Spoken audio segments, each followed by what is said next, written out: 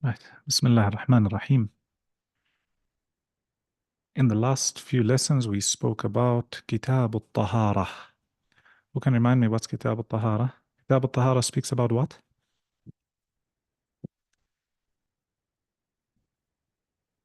Purification, Sheikh. Purification. So you spoke about wudu, you spoke about ghusl, etc. And if you look at it, as we mentioned, you find that the books of fiqh generally start off with Tahara. Okay? For those who are new, I don't make notes fully, but you can write. And this is just a board for illustration and to make it easier for you to picture the masail. Why Kitab al-Tahara? Because we said that in the hadith where the Messenger ﷺ tells us that Islam has 5 pillars, he starts off with the shahadatain. So bear witness that there is none worthy of worship except Allah and Muhammad ﷺ is his messenger. Under that comes all forms of belief and creed and aqidah, etc., etc. Okay?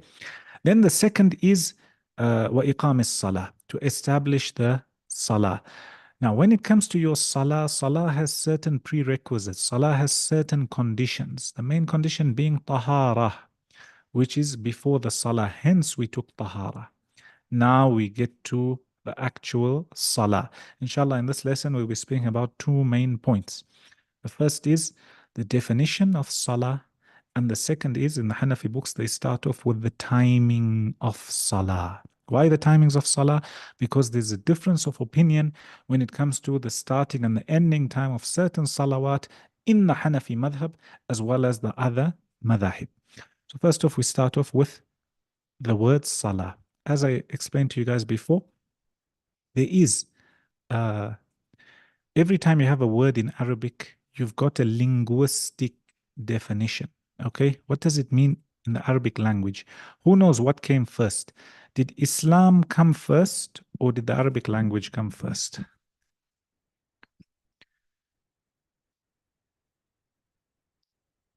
Anybody? Show of hands. The Arabic language came first. Okay. So why we say that? So when you understand that the Arabic language came first, i.e., before the Quran was revealed, there were Arabs, those who spoke Arabics. So there were certain words which they had their own meanings for. Okay. And then after Islam came, you find some of these words, they had a Shari meaning, an Islamic meaning to them. So sometimes the Islamic meaning is more encompassing than what's linguistic. Okay, so I'm just going to put an I here for Islamic meaning. So salah, they tell you in the Arabic language, it means ad-du'a. Literally means to make dua, to call out to Allah. And that's why you find some of the people who don't believe in the hadith or they don't believe in the Islamic definition, they say, I perform salah every day. What's your version of salah? I just raise my hands and make dua. No. That is salah linguistically. There's an ayah in the Quran wherein Allah uses the word salah to describe dua. It tells the Messenger ﷺ, those who come to you with zakah, charity, says, وَصَلِّ عَلَيْهِمْ, means here, make dua for them. Inna salataka sakanul lahum. So point number 1, linguistically, salah means dua. And then Islamically or shar'an, what does it mean? Different definitions amongst the ulama. You find that in the Hanafi madhab, more of them tell you that it got 2 main conditions. The first is they say al-af'al al-makhsusah. So they say it's a specific set of actions. Okay? Al-muftatihatu bit-takbir, that begin with the takbir. So when a person says Allahu Akbar, then you're going to carry out specific actions and you're going to recite specific things. And it finishes off with taslim, with the salam. So basically, logically, well, if somebody tells you what's salah, this one definition is salah is a specific set of actions a person carries out. It begins with the takbir and ends with the taslim, which is the salam. Clear up to there?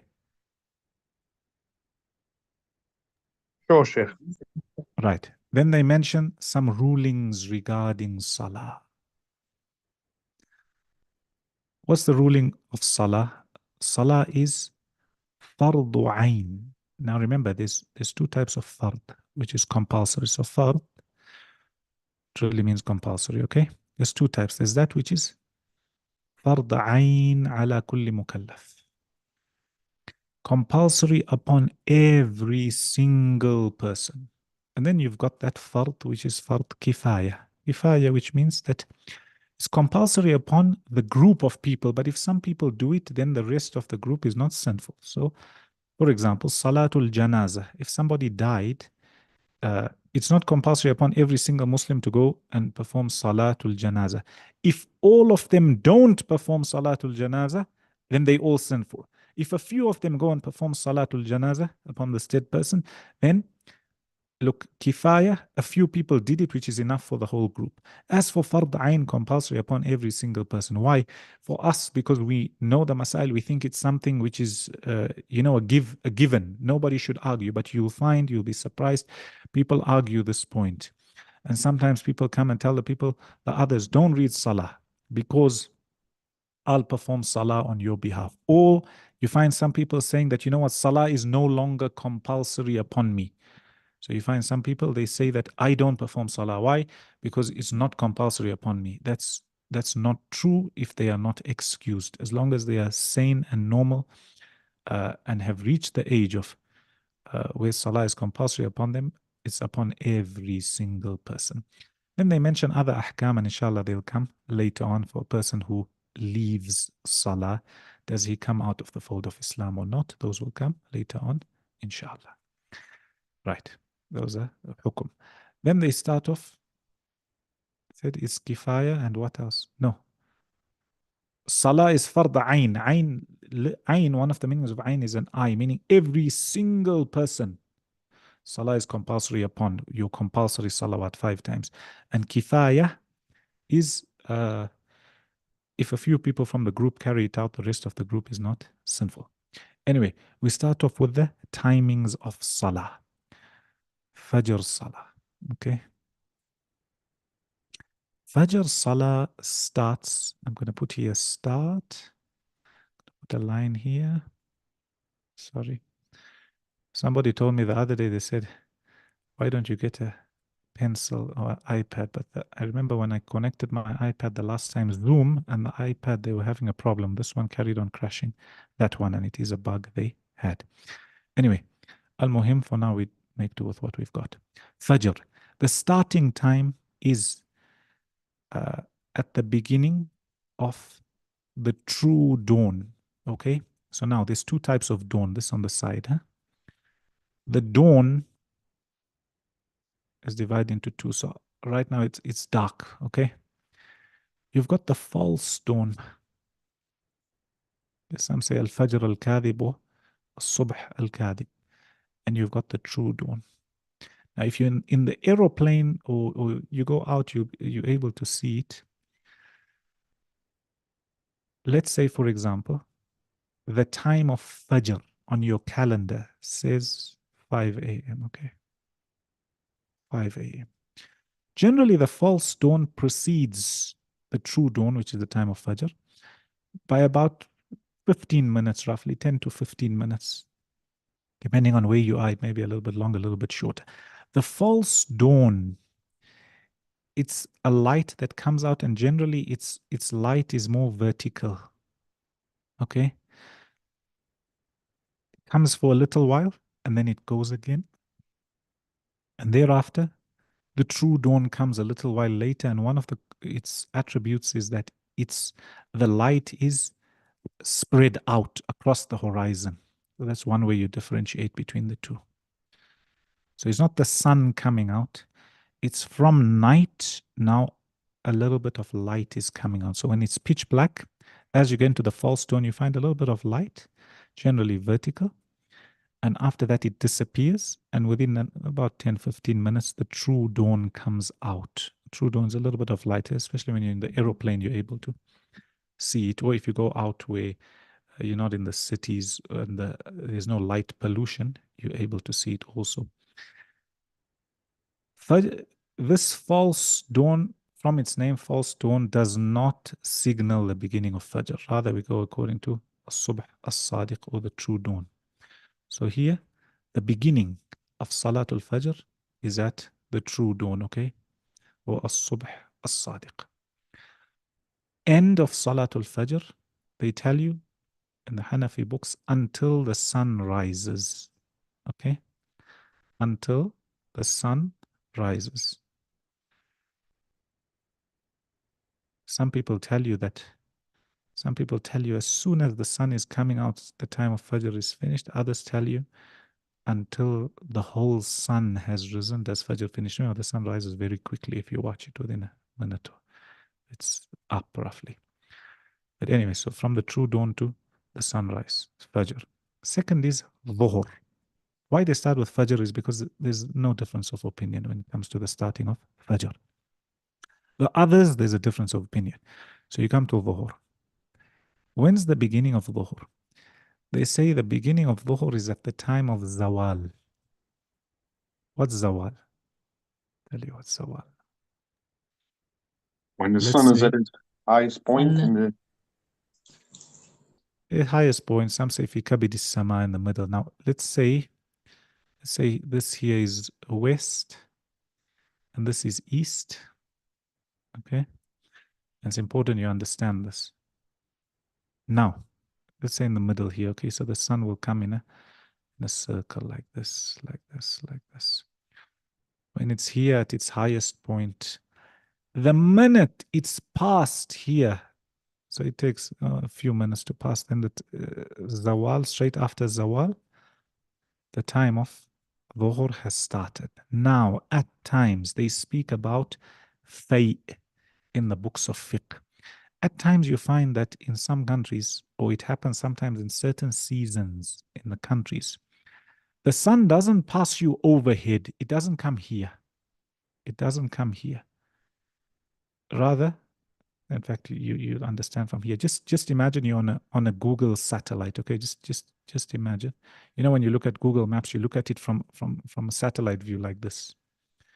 Okay, then you'll see, for example, this is your house and this is the road, etc. Right? And again, if this is east and this is west, normal occasion, the sun is going to pass straight over you. Okay. So once it's here in the middle at its highest point, and it's just started to pass now, the Zawal has finished and it carries on. At times, in certain countries or in certain seasons of the year, you find that the sun, because it doesn't pass directly overhead, it may pass on the side, okay? When it's at its highest point here, there's still a shadow. There's still a shadow. So they call that Fay'. So you don't count that. Okay? So let's say, for example, we go back to the first one. If it's passing straight overhead, the sun, at noon, there's going to be no shadow. Okay? And the minute Zala, it starts to move, the shadow is going to come out and the time of Dhuhr would have started. At times, because the sun doesn't pass straight overhead, so let's say it will come like this around here. While it's facing that way, there's still a shadow. While it's here, there's still a shadow. While it's here, there's still a small shadow. And if you do this experiment tomorrow at home, wherever you are in the world, come and tell me. Try to measure at noon. Is there a shadow? There isn't a shadow. If there is a shadow at noon, it means the sun is not passing right through. And that shadow doesn't count for Salatul Dhuhr having started. Okay, only after the sun passes. Okay. So where are we? So generally from Zawal, after the sun has moved from halfway and you find the shadow coming out, then that's the time of Dhuhr having started. As for the ending time of Dhuhr, there's two opinions in the Hanafi madhab. First opinion is the opinion of Imam Abu Hanifa. He says the ending time of Dhuhr is when the shadow reaches mithlay, double its length. Now you go measure tomorrow with a stick or a pen or anything. And why did I explain to you all this about the shadow at noon sometimes? Because it will come here. I'll draw for you just now. The second opinion is when the shadow is mithl, okay, equivalent to itself. This is the opinion of Imam Abu Yusuf, Imam Muhammad ibn al-Hasan, and the other three madhahib, and it's a majority opinion. Okay, now let's come back to our picture here. We're not looking at it from Google Maps. We're looking at it from, let's say this is west again. This is east. Okay. This is the trajectory of the sun, like that. This is the sun's path.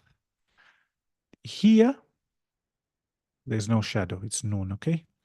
If you had to put a stick, how you put it is, let's say this pen, for example, that's in my hand, okay?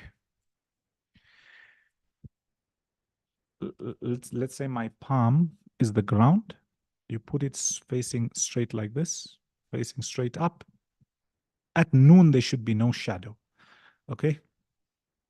Eventually, what happens is, if you are to leave the pen or the stick in the ground, you find that the shadow starts to increase on the ground. When the shadow increases and it's equivalent to its length, that's mithl. And if it's double, that's mithlay, double its length. Okay? So I'm holding the mic in one hand, but I'll try to explain to you. So if you've got this, for example, how do you measure? Let's say you go now after 1 hour from noon or 2 hours from noon. Put this in the ground and just go like this. Once it's sleeping towards its shadow, if it's still smaller than the shadow, according to the opinion of the two students and the rest of the madhahib and Imam Abu Hanifa, the time of dhuhr is still present. Then they say once it passes one length of its shadow, the time of dhuhr is now finished. Okay? And he says no, it's a double. So you measure once and measure twice again. When it's, as long as you're within double the shadow, the time of dhuhr is still there. And then they speak about this fay we spoke about. So at times, for example, say you got this pen. At noon, there's a small shadow. So when you're measuring your shadow for the time of dhuhr to start, don't include that little bit that was there at noon, because that's like a false shadow if you had to put it that way. Okay? So it starts once Zawal has finished, the sun has moved, and according to the Imam Abu Hanifa, double the shadow, and according to Sahibain and the rest of the Madhahib, one shadow. So as long as you're reading your salah within this, whichever opinion you're going according to, the salah is counted. Then the time of Asr. The beginning time of Asr obviously is going to differ according to this opinion. So those who said that the time of Dhuhr finishes after two shadows, they tell you that's when Asr starts. Hence, Asr would start later according to them. The time of Dhuhr according to them would be longer. Those who say only one shadow, or one length of the shadow, they say that Asr starts immediately after this one length has passed. And for them, the time of Dhuhr would be shorter and the time of Asr would begin quicker. So this time of Asr, its beginning time depends on which opinion you're taking here. When does it end? Ends at sunset, okay? Ghurub al-Shams. Then the time of Maghrib. Time of Maghrib. Beginning after the sun has set, no problem. Now the end of the time of Maghrib, you got two opinions in the Hanafi madhab. First opinion is the opinion of Imam Abu Hanifa. In fact, before I explain to you the opinion, I explain to you the sunset. So let's say this is a mountain. Okay. Here's the sun. It's still up. It's gonna set behind the mountain. Okay. Once it's setting, okay, you find that the sky already becomes reddish, or it becomes orangish, and then it gets weaker and weaker and fades away, and there's red in the sky. So first there's red. After the redness is gone, there's still some white light. They call it the twilight, the red twilight and the white twilight. Red one comes first, and then the white comes second. After the white, then it becomes dark. Okay? So now, Let's come here. First opinion according to Imam Abu Hanifa, he says it's at the end of the white twilight. Hence, his time for Maghrib is a little bit longer. Okay? To the white twilight. His companions, his students, as well as the other madhahib says according to the red twilight. So once the red twilight has disappeared, according to them, the time of Maghrib is finished. According to Imam Abu Hanifa, there's still a few more minutes until the white twilight disappears. Thereafter, you've got the time of Isha. Okay. When does the time of Isha start? Again, depending on which opinion you're going with here. Is it after the red or after the white? Based upon these opinions, according to whoever you're following, as the time of Isha will start. When will the time of Isha end? Again, the Hanafi madhab, there's a little bit of talk, but generally, it ends just before the true dawn. Just before the true dawn. So Isha all the way up to Fajr. The other madhahib, some say must read within a third of the night or half the night, etc. Here we're taking the Hanafi madhab. Some tell you up to Fajrul Kadhib, which is a few minutes just before. Saeed, you're drawing on our screen. Some say just before. And others say up to Al-Fajr al-Sadiq, which is generally in most of the books. Okay. And then the time of Witr.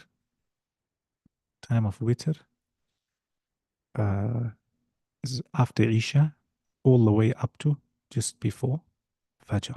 Okay. Then they mention one mas'ala when speaking about this. And they say in the madhab, interesting mas'ala. I once heard it as a child and I didn't believe it. And then today I read it with my own eyes. They say if you're living in a country where there's no time for Isha and Witr, it's two opinions in the madhab. Let's say the red twilight is still remaining, okay?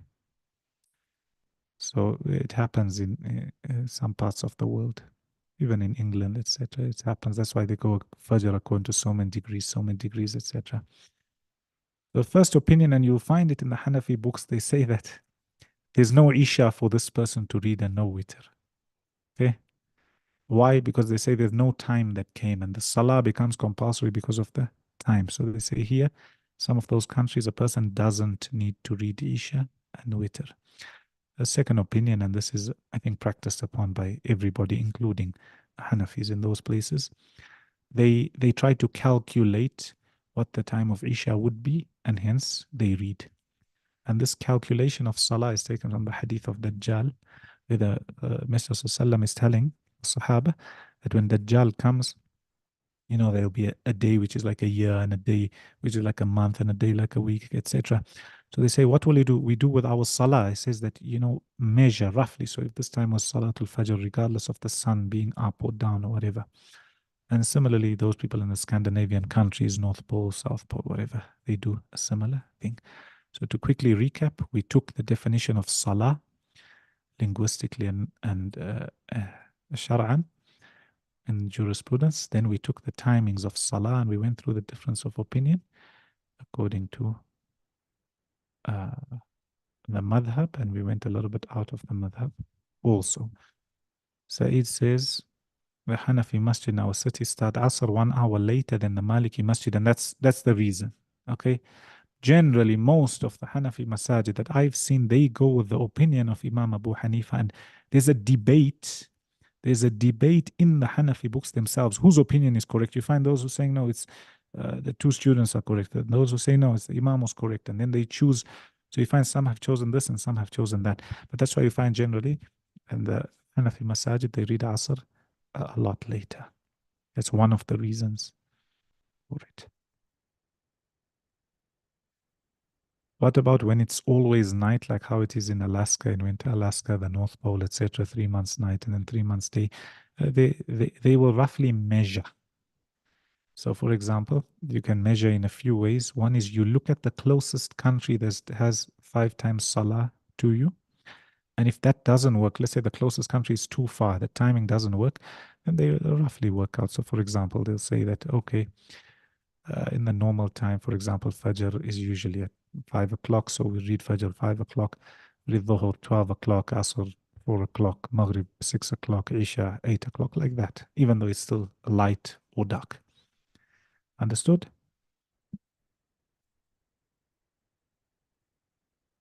Understood. Any questions?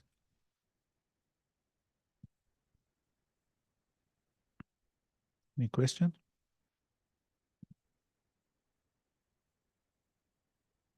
No questions. So must I ask? I have a Okay, I ask question. you, okay, before you ask, since you're later, I'll ask you the question. Let's say we said the time of Asr finishes. When does the time of Asr finish at? Sunset. Meaning once the sun has set, the time of Asr is now finished, correct? Yes. Right. This happens a lot. After the sun sets, you're allowed to break your fast, correct? Yes. Right.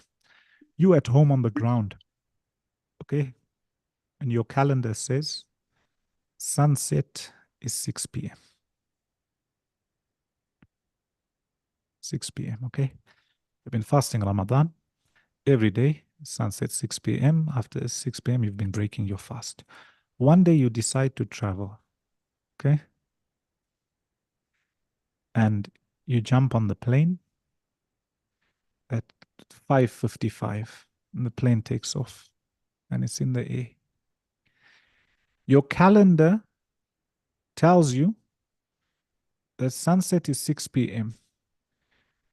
But in the air, you can still see that the sun is out.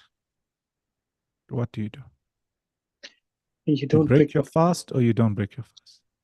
you don't break the fast. You don't break the fast. You go according to? The sunset. Going to the sunset. So generally when you higher, the sun will set a little bit later and Fajr will come up very fast, especially if you're traveling towards the sunset.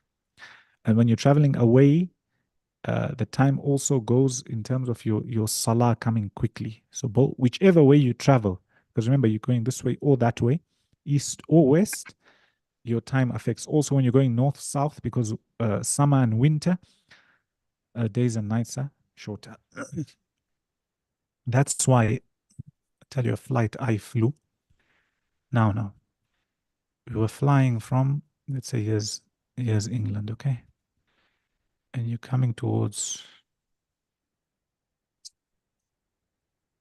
Dubai or Saudi. Okay, if they fly like this. Where's the sun? The sun rises first here in Saudi and Mecca and the Middle East before getting to Europe. Okay, so you coming from a place of darkness, you're coming towards the light. Now, what happens at times is, and the plane moves very fast, remember, the plane will be here. The time of Fajr may still not have set in according to this time zone. And then all of a sudden, usually when you're on the ground, the time of Fajr sets in, you've got an hour and a bit, 1.5 hours, etc. But when you're in the air, because the plane is moving towards the light, okay, the sun is going to come up even faster and you higher. You're going to see it even faster. So you find within 20, 30 minutes, the time of Fajr comes and goes. So you've got to be careful when it comes to that. Don't, when you're in the plane, rely on your eyes, especially if you can see outside and it's not cloudy, if it's clear. And then also you've got to remember when you're flying like this, also when you're flying this way, for example, what's on the east you can see light, and on the west you can see complete darkness. So look at the sun, whether it's there or not. It says, will the salah be valid for people living in the North Pole if they pray all 5 prayers all together? There's no jam' of 5 salah. There's no gathering of 5 salah together. Fajr is read alone. Dhuhr and Asr in the time of either Dhuhr or Asr, whether it's there or you gather it, you've taken a time from somewhere else. Dhuhr and Asr can only be gathered together, and then Maghrib and Isha, according to the other madhahib. The Hanafi madhab, they have what's called Jam' Suri. Approximately how many minutes before the next salah, the first salah can be read and still be considered valid? Man adraka raka'atan min as-salah. Whoever gets hold of just one rak'ah of the salah before the sun rises or before the sun sets, then you've caught that timing. Others differ as to, is it one rak'ah? Is it being able to just start by saying Allahu Akbar? Is it Surah Al-Fatiha? Is it all 3 rak'ah? But generally, one rak'ah before. So I give you another example. Let's say sunset is 6 o'clock p.m. and you forgot to read Asr, you were sleeping, and you woke up at 5:57. Okay, you woke up at 57. By the time you make wudu, and it is 58. By the time you start your salah and you're finishing the first rak'ah, it's already 6 o'clock. The sun has set. However, a lot of the scholars, because of this hadith, they'll tell you got hold of one rak'ah, so you've still got hold of your salah in time, even though the other 3 may not be in time. Understood? And Sheikh, what about the Isha Salah? Isha Salah, according to the Hanafi madhab, its time is all the way up to the time of Fajr. So if Isha starts at 8 p.m. and Isha finishes at and Fajr starts at 4 a.m., you can start reading your Isha at 3:55 even. Your Isha will be valid. And as long as you caught one rak'ah in the time of the salah you're trying to catch, then you're safe. Inshallah. Obviously, don't delay for no reason, but sometimes it can happen. And sometimes a person can forget to read salah. You know, as strange as you may think it is, when you travel and you go here and there and you're not used to the timing, you can forget to read salah. Or sometimes you're so used to going to the masjid or reading with people, then all of a sudden you travel somewhere because you don't have it, you can forget. So it's possible. And whoever forgets the salah, compensation for it is you perform it when you remember it. فَلْيُصَلِّهَا إِذَا ذَكَرَهَا. He should perform the salah immediately as he remembers it. Any other question?